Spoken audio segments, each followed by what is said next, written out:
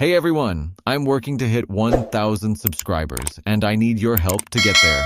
If you enjoy the content, please hit that subscribe button right now.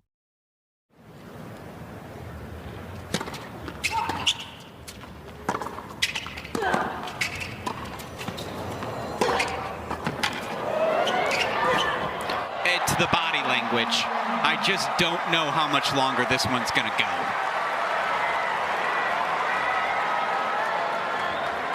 Yeah, that'll probably do it, yeah. Well, that stinks. Two of the game's brightest stars. You hear Coco Gauff apologizing. There's no need for that. My arm is like going like this the whole time, so I'm sorry. An apologetic Coco Gauff. That just speaks to her class. She is a one of one. One of the game's bright stars. Just unfortunately, you hear her, a pulsating pain in her left arm. I'm sorry, I hate to do this in the second game. I just feel like my force was like dynamite, so I'm sorry. Classy exchange off both sides. You see Eala, disbelief, by the way, on her face.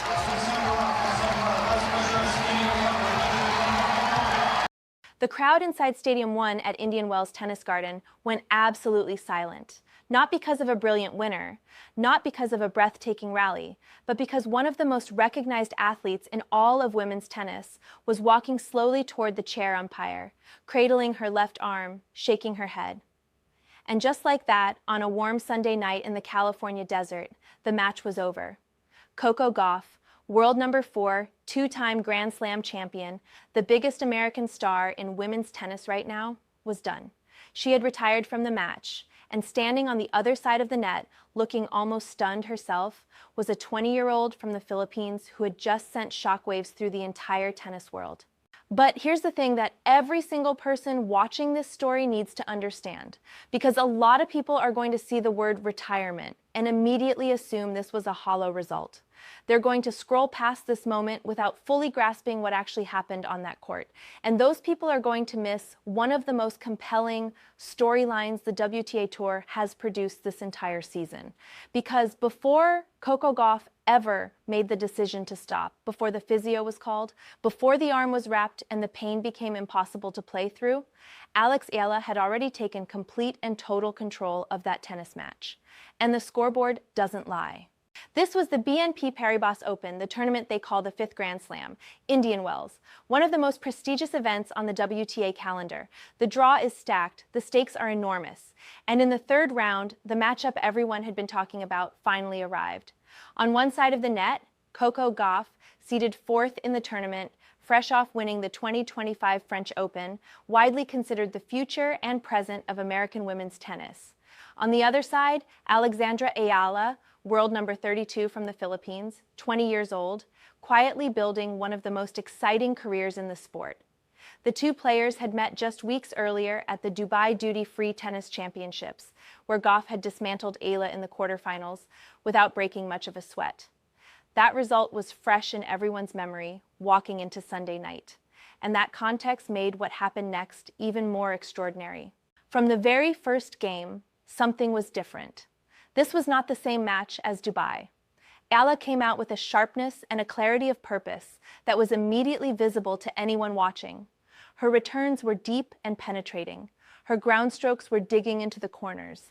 And perhaps most importantly, she was dictating the pace and direction of every single rally.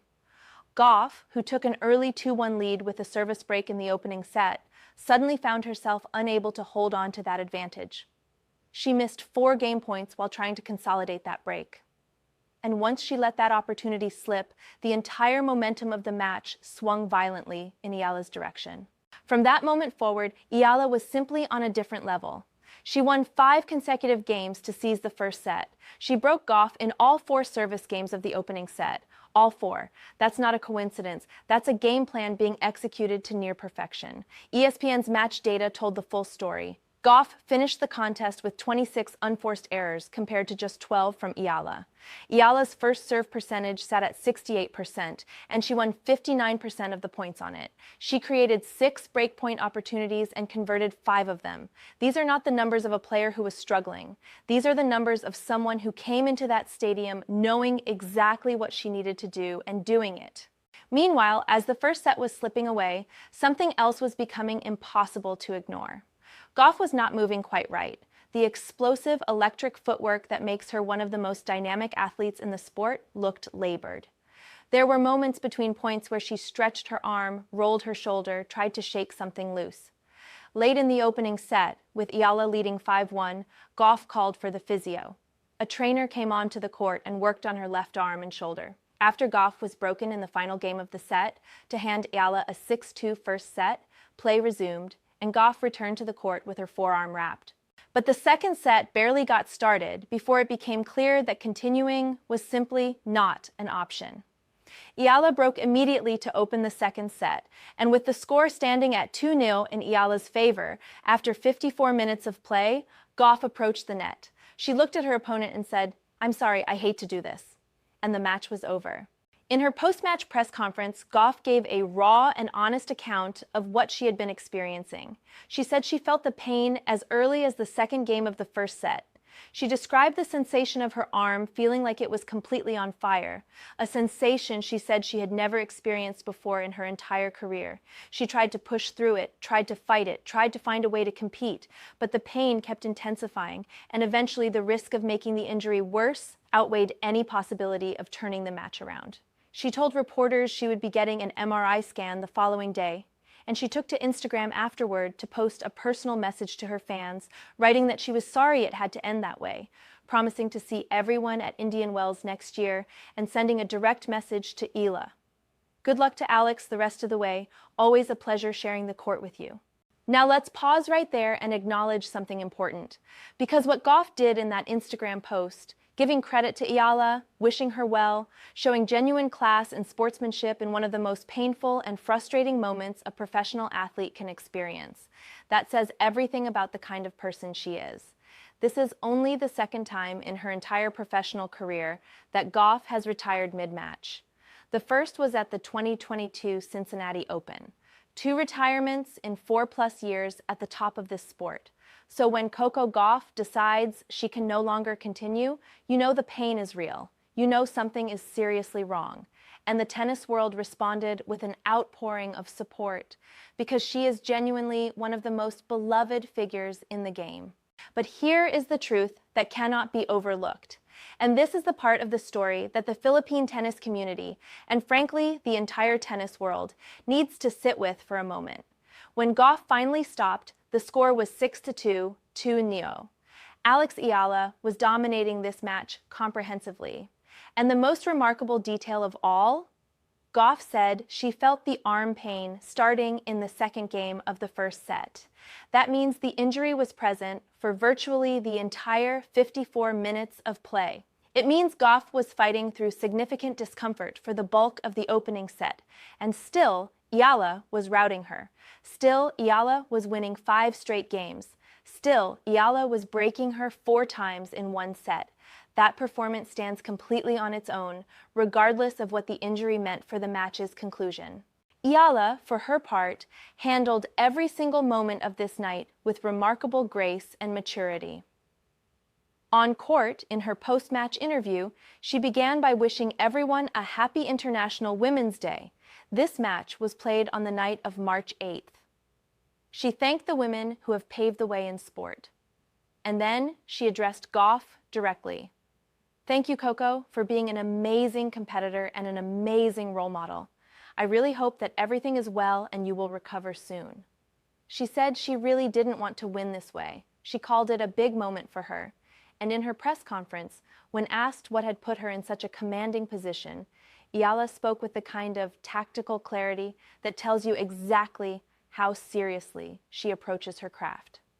"I think my focus was a big point of my match today and my strategy, as well as the intensity in my legs and the intensity I was able to produce to be aggressive," she said. "I took those learnings from the last match. I tried to do things differently, better on certain things I can control. Let that sink in for a second. She went back and watched what happened in Dubai. She identified what she needed to do differently. She made adjustments, and then she walked onto one of the biggest courts in the sport and executed that plan almost perfectly against a two-time Grand Slam champion. That is not luck. That is not a fluke. That is the mentality of a player who is developing into something genuinely special. And the numbers behind this win make it even more remarkable. With the result, Eala improves her record against top 10 opponents to 4 wins and 3 losses. Her top 10 scalps now include Iga Swiatek at the 2025 Miami Open, Madison Keys, Jelena Ostapenko, and now Coco Gauff. She has beaten 4 different Grand Slam champions at 20 years old. Let that list roll around in your head for a moment. Gauff became the 4th Grand Slam champion that Eala has defeated. And every single one of those wins has come at a prestigious tournament, not on a quiet Wednesday afternoon at a smaller event, but on the biggest stages the WTA has to offer. The historical significance of this moment extends beyond just the match result. Eala has now become the first Filipino player in history to reach the round of 16 at Indian Wells. Not in the women's draw, not in the men's draw. In the entire history of this tournament. That's a landmark that the entire Philippines has every right to celebrate, loudly and enthusiastically. Tennis has been growing steadily in the Philippines for years, and Eala's rise has been followed with the kind of passionate, invested intensity that you only see when a country feels like one of their own is genuinely breaking through onto the world stage. And this Indian Wells run, this moment, this result, this is exactly the kind of breakthrough they have been waiting for. Think about what her journey has looked like to get here. She built her reputation as an exceptional junior player, winning the 2022 French Open Girls Singles title. But transitioning from junior success to the professional tour is one of the most brutal and unforgiving challenges in sport. The WTA is stacked with players who were dominant juniors and never quite made the leap. The physical demands increase dramatically. The tactical complexity explodes. The mental pressure of doing this week after week at the highest level tests players in ways that junior tennis simply cannot prepare you for. And yet, match by match, tournament by tournament, Eala has been proving that she belongs. And not just barely belongs, she belongs at a level where she can compete with and beat the very best players in the world. Her game is built for this era of tennis. The modern WTA rewards players who can hit deep with both wings, stay aggressive from the baseline, and handle the physical grind of long tournaments. Eala checks every single one of those boxes. Her baseline game is disciplined and precise. Her returns consistently push opponents back and prevent them from establishing rhythm. And when she senses an opportunity, when the opponent's footwork slows slightly, when a ball lands a touch shorter, when a moment opens up in the rally, she doesn't hesitate. She steps inside the court and takes that chance with conviction.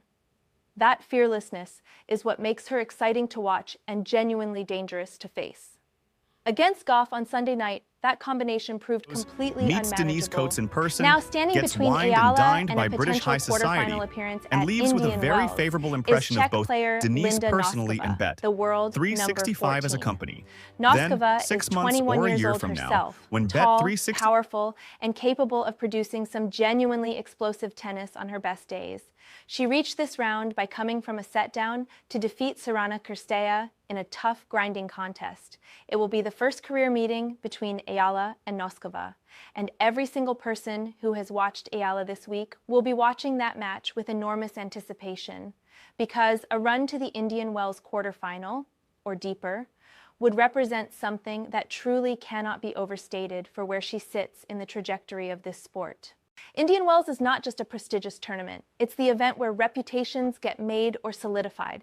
It's the event where emerging players announce themselves to the broader tennis world beyond just the hardcore followers. It's where casual fans tune in and discover players they've never seen before. And if Eala continues to perform, more and more of those casual fans are about to discover one of the most exciting young talents in the world. Her Instagram following will jump. Her name will start appearing in conversations it hasn't been part of before. The narrative around women's tennis, which already features remarkable stories, will gain another compelling chapter. And at the center of that chapter will be a 20-year-old from Manila who spent years quietly doing the work and is now stepping into the spotlight in the most dramatic possible way. Let's also talk about the broader picture of what this win does for Eala's ranking and her seeding at future events. At world number 32 heading into Indian Wells, a deep run here carries significant points. Every round is an opportunity to climb, and climbing in the rankings isn't just a number. It means better draws, earlier seedings, direct entry into more prestigious events, and the kind of sustained exposure that builds long-term careers. The foundation she is building right now, at 20 years old, is exactly the kind of foundation that the greatest players in this sport built in their early 20s, before they became the names that dominate the sport for a decade. And here's the question that every single person who watches this video should be thinking about right now. We keep asking whether this is the moment that Alex Eala officially breaks through. But maybe we've been asking the wrong question. Maybe the right question isn't whether this is the breakthrough. Maybe the right question is whether anyone in women's tennis is truly ready for what empires comes next. in the world. Because the window This of isn't some elite tech startup WTA founder tennis or inherited is wealth shifting. situation. The players who She built a dominated the betting last company from decade scratch are that now entering the operates back in halves dozens of of their countries careers. and The generates players who will billions in define the revenue next every single decade are year. just now emerging. And now she's And right now, in Indian Wells, under the California sky, on Stadium 1 in front of thousands of fans, a 20-year-old from the Philippines is making the clearest possible statement about where she intends to be in that picture. Coco Gauff, for her part, will be back. That is absolutely certain. She's 21 years old. She has 2 Grand Slam titles. She is one of the most talented and competitive players the sport has seen in a generation. When she is healthy and firing on all cylinders, she is a force that everyone on the tour has to account for. The tennis world is pulling for her injury to be something minor. Nothing serious, nothing that requires surgery, nothing that keeps her out of the Miami Open next week. She deserves to be on the court. She deserves to compete. And the sport is genuinely better when Coco Gauff